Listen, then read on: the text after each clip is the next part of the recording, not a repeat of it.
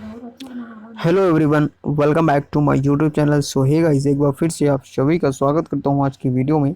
So you can see over here, this is the editorial of the Indian Express and also you can see over here this is the Hindu editorial. So दोनों ही editorial हम combine करके एक PDF में आपके साथ लेकर आए हैं और हम ट्राई करेंगे कि दोनों को ही अच्छी तरीके से आपको समझाया जाए ताकि आपकी तैयारी को और अच्छे लेवल पे ले जाया जा सके। तो चलिए स्टार्ट करते हैं द हिंदू के एडिटोरियल के साथ। और यहाँ पे आप देख सकते हैं टॉपिक आज दिया गया है अति आवश्यक राहत। ये किस संदर्भ में लिया गया है, आइए चीज़ों को जानते हैं। यहाँ पे बीएसएनएल की बात हो रही है। बीएसएनएल को ग्रामीण क्षेत्र में और आपदा राहत में अपनी सामाजिक भूमिका को पूरा करने के लिए राज्य की मदद की ज़रूरत है। आइए जानते हैं ऐसा ये क्यों कह रहे हैं और इसके बारे में समझने की कोशिश करते हैं। कहा जा रहा है कि भारत संचार निगम लिमिटेड को 1.64 लाख करोड़ की जीवन रेखा प्रदान करने का कैबिनेट का निर्णय घाटे में चल रही है। सार्वजनिक क्षेत्र की दूरसंचार प्रदाता कंपनी के लिए यह एक अत्यंत आवश्यक शॉर्ट के रूप में आता है। सरकार द्वारा पिछली बार बीएसएनएल और उसके छोटे समकक्ष महानगर टेलीफोन निगम लिमिटेड और साथ ही साथ एमटीएनएल को पुनर्जीवित करने की योजना की घोषणा के लगभग 3 साल बाद सरकार ने देर से ही महसूस किया कि देश में मुख्य सार्वजनिक क्षेत्र को टेलको को पर्याप्त रूप से वित्त पोषित करने में कोई और देरी है। तो देखिए कहीं ना कहीं यहाँ पे बताया जा रहा है कि सरकार ने जो वादे किए थे वो सही तरीके से वो निभा नहीं पाई और कहीं कहीं सार्वजनिक क्षेत्र में वित्त की कमी नज़र आ रही है।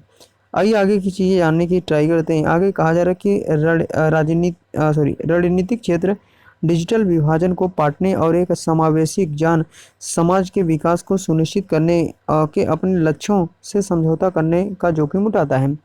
अक्टूबर 2019 से 31 महीने में अपने ग्राहक आधार में त्वरित क्षरण की तुलना में दूरसंचार सेवाओं के तत्कालीन एकाधिकार प्रदाता का सामना करने वाली कई वित्तीय प्रौद्योगिकी और स्पेक्ट्रम जरूरतों को पूरा करने के लिए महत्वपूर्ण पूंजी की सहायता प्रदान करने की तात्कालिकता पर कुछ भी नहीं है। चलिए आगे की चीज़ें जानते हैं। अच्छा, यहाँ पे मैं आपको सिर्फ पढ़ के ही बता दे रहा हूँ और आप इसमें से देखते रहिएगा। जो भी इंपॉर्टेंट पॉइंट्स होंगे उसको आप अलग से नोट डाउन करते रहिएगा। आगे चलते हैं। ये कहा जा रहा है कि ज़्यादा प्रदान करने की तात्कालिकता पर कुछ भी नहीं है। जब पूर्व पुनरुद्धार योजना को मंजूरी दी गई थी, जिसे 1990 के दशक में निजी कंपनियों के लिए क्षेत्र के खुलने और वायरलेस टेलीफोन के प्रवेश तक लैंडलाइन या वायरलाइन कनेक्शन की कमांडिंग हाइट्स रखने वाली कंपनी के लिए बीएसएनएल के वायरलाइन कनेक्शन की हिस्सेदारी मई 2022 के अंत में तेजी से गिरकर 28.7% हो गई। अक्टूबर 2019 में 46.6 से भी जो कि आप देख सकते हैं कंपैरिजन में चीज़ों को बताया गया है।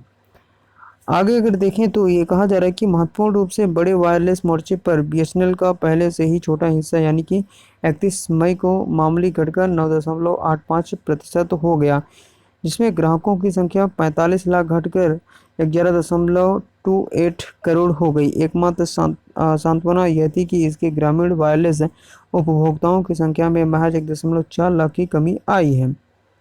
आगे की चीज़ें देख लेते हैं दोस्तों। आगे यह भी कहा जा रहा है कि बीच की अवधि में बीएसएनएल ने अपने कार्यबल को कम करते हुए देखा, जिससे यह एक हल्का जहाज बन गया और प्रतिस्पर्धी और तकनीकी रूप से तेजी से विकसित हो रहे बाजार के तटों को नेविगेट करने के लिए बेहतर स्थिति में है। एक कर्मचारी आधार से जो 1.65 लाख से अधिक था और अपनी कुल आय का लगभग 75% खपत करता था।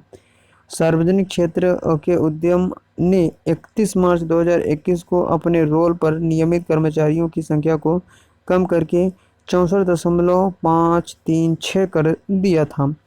36% से अधिक कुल आय के लिए कर्मचारी लाभ व्यय और मार्च 2021 के समाप्त वित्तीय वर्ष के अंत में बीएसएनएल का शुद्ध घाटा भी लगभग 7,453 करोड़ तक सीमित हो गया था। ये कुछ फैक्ट्स हैं, कुछ डाटा हैं, ये प्रीलिम्स के पॉइंट ऑफ व्यू से इम्पोर्टेंट हो सकते हैं। बाकी ये भी कहा जा रहा है कि ग्रामीण क्षेत्रों में दूरसंचार सेवाओं के विस्तार, स्वदेशी प्रौद्योगिकियों के विकास और आपदा राहत में सार्वजनिक क्षेत्र के दूरसंचार की महत्वपूर्ण भूमिका को स्वीकार करते हुए सरकार ने स्पेक्ट्रम आवंटित करने, प्रदाता को अपनी सेवाओं को अपग्रेड करने और अपनी बैलेंस शीट को गंभीर रूप से कम करने में मदद करने सहित प्रत्येक चुने हुए फोकस क्षेत्रों के लिए स्वागत निधि निर्धारित की है। तो यहाँ पे एक्चुअली बात ये हो रही है कि जो बीएसएनएल है और जिसमें दूरसंचार माध्यम के माध्यम से ये हम अवेलेबल करा सकें, जो ग्रामीण दूर दराज के इलाके हैं वहाँ तक भी इंटरनेट की व्यवस्था हो सके।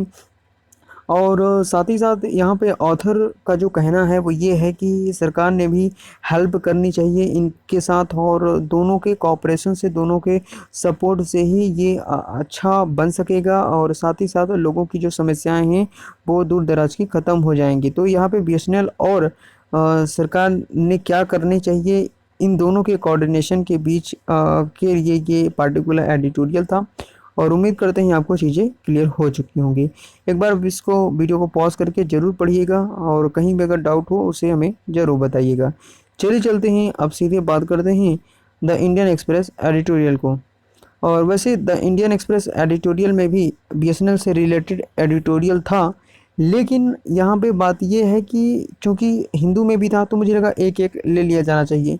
अगर दोनों को एक ही साथ लिया जाता तो आई थिंक बताने का तो सेंस वही था, तो मुझे लगा कि चलो अलग ले लेते हैं। तो ये आप हमें बताइएगा कैसा आपको लग रहा।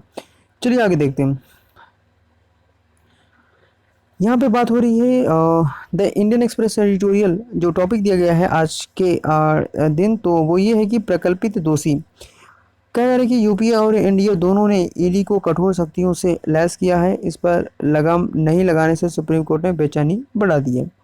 बात यह है कि टीआईएस परेशान है कि जस्टिस एएम खनविलकर के नेतृत्व में सुप्रीम कोर्ट के 3 न्यायाधीशों की बेंच ने prevention of money laundering act 2002 की संवैधानिकता को बरकरार रखा है। यह एक ऐसा कानून है जो आपराधिक कानून में पहले सिद्धांतों को शामिल करता है, जिसमें निर्दोषता की पूर्ण अवधारणा भी शामिल है, और साथ ही साथ आरोपी की भी। पीएमएलए के तहत प्रवर्तन निदेशालय के अधिकारियों के सामने दिए गए बयान अदालत में स्वीकार्य है, और जमानत प्रावधान अभियुक्तों पर सबूत का उल्टा बोझ डालते हैं, जिससे उन्हें मुकदमे शुरू होने से पहले ही अपराध की कमी दिखाने की आवश्यकता होती है। अदालत की ढिलाई और भी सख्त है, क्योंकि यह फैसला मोहम्मद जुबैर को जमानत देने के कुछ ही दिनों बाद आया है। और आगे की चीज़ें ये भी कही जा रही हैं। चलिए थोड़ा आगे बढ़ाते हैं इसको। एक मिनट, हाँ एक मिनट कहाँ गया।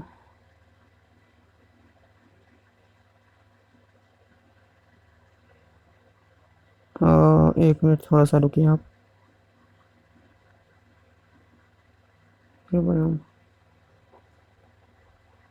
ठीक है, यहाँ से समझेंगे।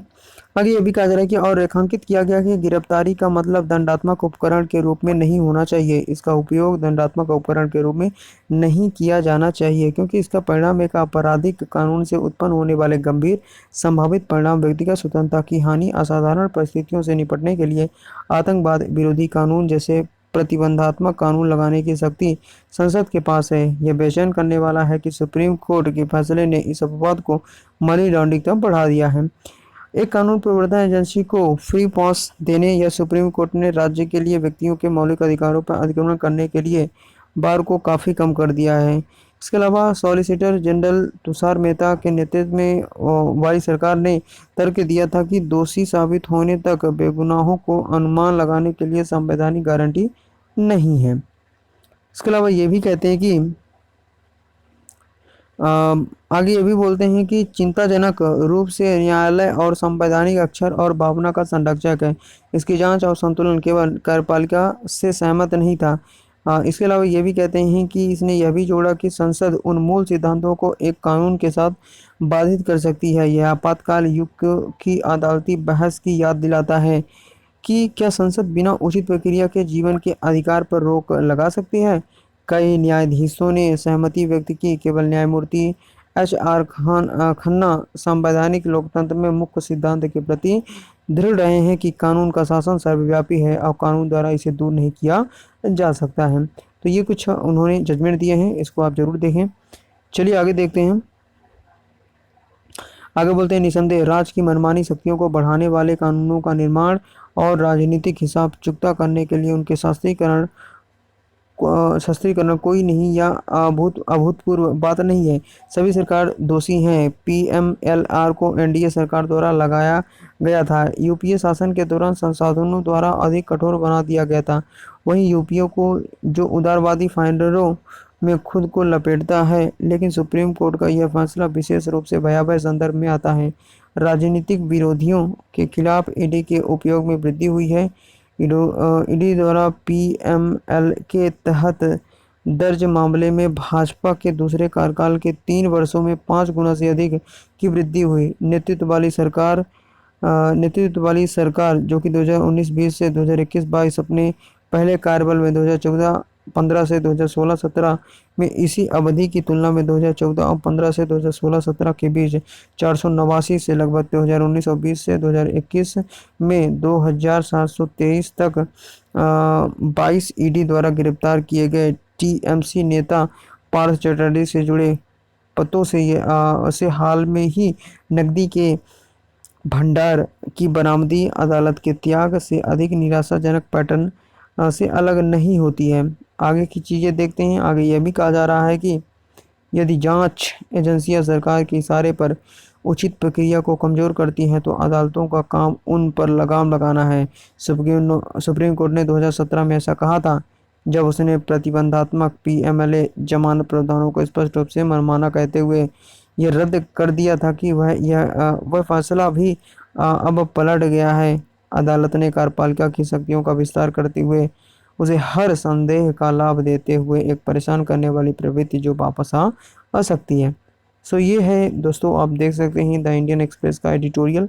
और अगर आपको सही तरीके से समझ में आ गया हो तो आप बिल्कुल 1-2 बार इसको और पढ़ लें, और नहीं आया हो तो वीडियो को पॉज करके आप इसको अपने से पढ़ने की ट्राई करें।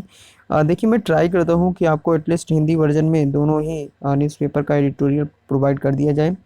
कई बार अगर ना समझाने में या फिर समझाने में मैं असफल ना रहूं तो उसके लिए ज़्यादा आप जज ना करेंगे। मैं ट्राई करता हूं कि एटलीस्ट आपको चीज़ें प्रोवाइड कर दी जाएं, और एक बार मैं पढ़ के भी बता देता हूं कि आज के एडिटोरियल में था क्या।